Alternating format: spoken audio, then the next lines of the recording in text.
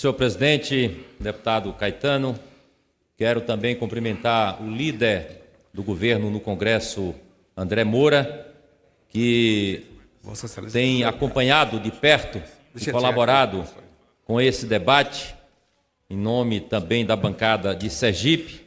Cumprimento o Fernando Figueiredo, o Radiovaldo, o David Bacelar, o Kim.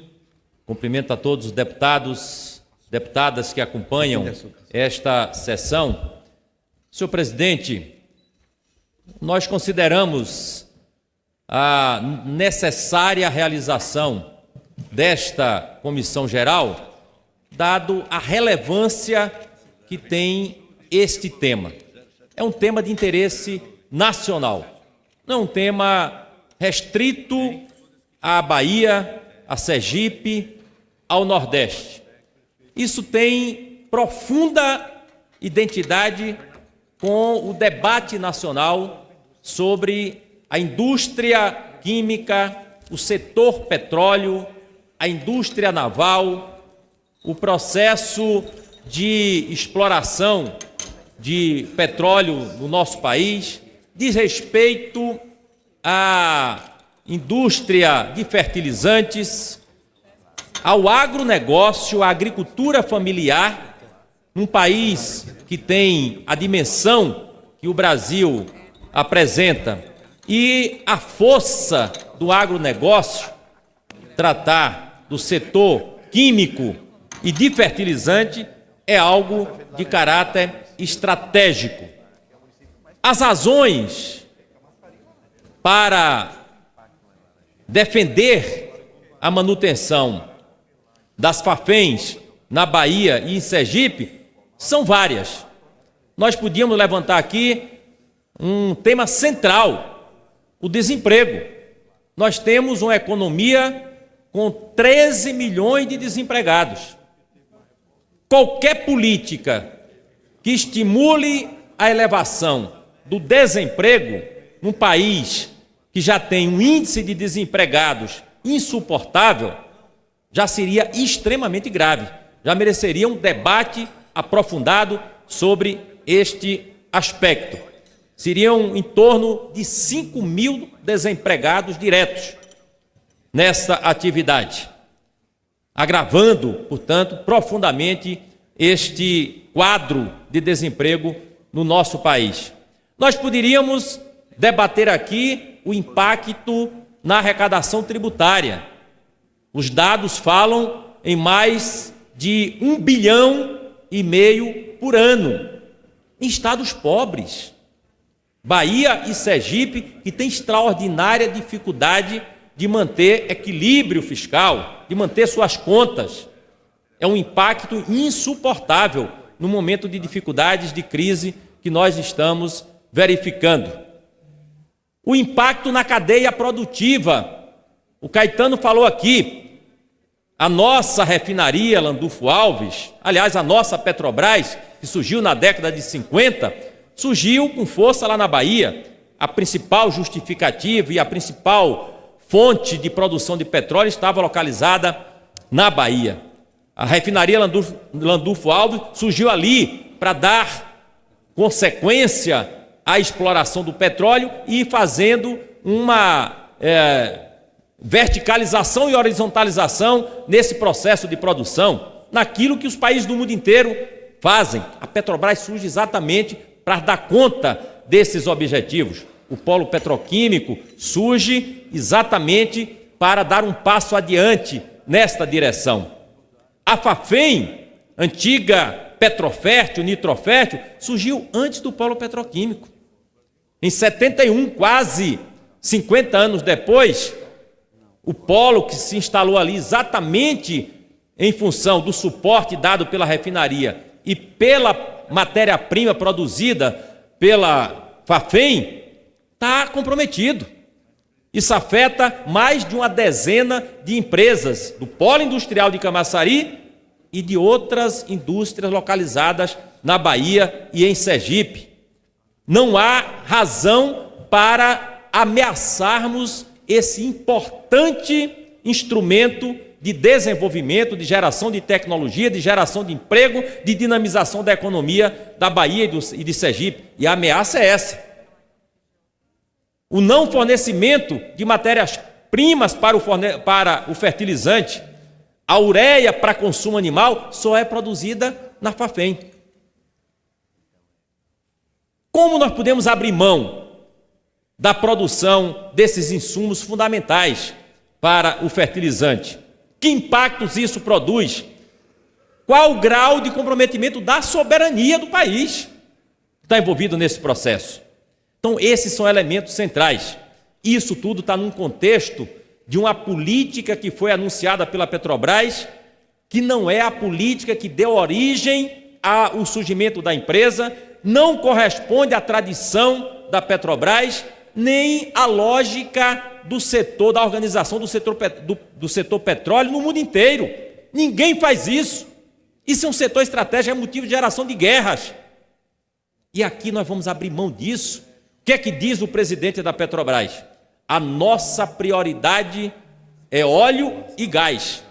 Tudo mais está secundarizado. Pelo amor de Deus. O que é isso? Esse não é um debate relevante? Nós precisamos tratar desse assunto? O Brasil vai ficar de braços cruzados olhando esse tipo de encaminhamento? Não é possível. Realmente não é possível. Isso é extremamente grave. Já mudaram a legislação do petróleo para atrair capital sem levar em conta o ritmo da produção, os interesses da produção, os elementos sociais que envolvem a distribuição da riqueza gerada pela produção de petróleo no nosso país. A indústria naval foi sucateada. Na Bahia nós tínhamos um estaleiro em grande atividade para produzir plataformas, para produzir navios no Rio de Janeiro, em Pernambuco, no Rio Grande do Sul. Tudo foi sucateado. O desemprego é avassalador, com o objetivo de gerar emprego lá fora, em Singapura, na Coreia. Que história é essa? Por que isso? Isso serve a quem? Quais os interesses estão contidos nesta política de desinvestimento? O setor de biodiesel está sendo sucateado. A empresa de biodiesel lá da Bahia também está no processo de desinvestimento.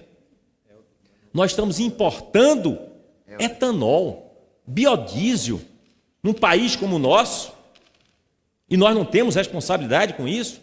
Não é papel da Petrobras, não é papel de políticas públicas conduzidas pela Petrobras, que é a maior empresa de geração de energia, com a diversidade que ela apresenta. O presidente chegou aqui e disse: essa decisão foi tomada sem consultar o presidente da República. Mas que história é essa? A empresa tem autonomia apenas tomando as decisões apenas visando o caixa. E os interesses do Brasil? Nenhum setor de petróleo programa suas atividades pensando em 2 anos, 3 anos, 4 anos, 5 anos. Todo o planejamento estratégico leva em conta interesses de médio e de longo prazo. Não é isso que a Petrobras está vivenciando. É um desmonte em pouco tempo que precisa ser detido. Por isso que consideramos, meu nobre deputado André Moura, meus nobres deputados que participam dessa sessão, nós consideramos esse debate relevante. Essa comissão geral é a abertura de uma fase desse debate para que ele tenha continuidade, que nós não vamos aceitar a tese de que a empresa vai ficar hibernando, que terá mais 120 dias para esse objetivo e que depois será fechada. Porque se nós não revertermos a lógica que está em curso, ela vai ficar hibernando e vai morrer. Quem é que vai investir? E o projeto de modernização? Tem que fazer exatamente o contrário. Ela vai sobreviver, é necessária, é estratégico, é para o bem do Brasil e nós vamos ter um plano de revitalização. Reativar a produção, modernizar, fazer os investimentos. É esse que deveria ser o caminho. É esse o caminho que nós precisamos debater, na nossa visão. E por isso que essa comissão geral é fundamental para darmos continuidade a esse debate e que ele possa ser um debate da sociedade. desta Casa, das Assembleias Legislativas, das Câmaras dos Vereadores, do sindicato, das associações de cada canto deste país. Nós estamos aqui procurando cumprir o nosso papel. Eu ouvi não só a Abiquim, ouvi setores industriais, setores do agronegócio, e todos espantados. Se não corresponde ao interesse de nenhum dos setores da vida econômica e social do nosso país, corresponde a qual interesse? É preciso se perguntar. E além de perguntar, é preciso que a sociedade brasileira se mobilize. A Petrobras é um patrimônio do povo brasileiro e a sua estruturação, com a vocação para a qual ela foi criada, deve ser mantida. Não há nada que justifique o seu esvaziamento, o desinvestimento e o sucateamento de setores fundamentais, como é o setor de fertilizante. Por isso, defendemos aqui, Caetano, que seja anulada essa decisão e que façamos um esforço de reversão no sentido de que os investimentos se retome as Fafens, seja modernizada o processo de produção, que se faça uma ampla articulação com os governadores, com os estados que estão envolvidos e com os trabalhadores, que é quem mais sabe sobre a empresa e sobre os caminhos da empresa. Ela já foi ameaçada muitas vezes. Em nenhuma dessas vezes os trabalhadores deixaram de dar a sua contribuição, de associar os interesses da Petrobras com os interesses do Brasil. E é isso que está em jogo nesse momento. Portanto, eu quero parabenizar a todos que estão nessa sessão, especialmente a presença expressiva aqui dos trabalhadores da Petrobras. Obrigado. Muito obrigado, deputado Daniel Almeida.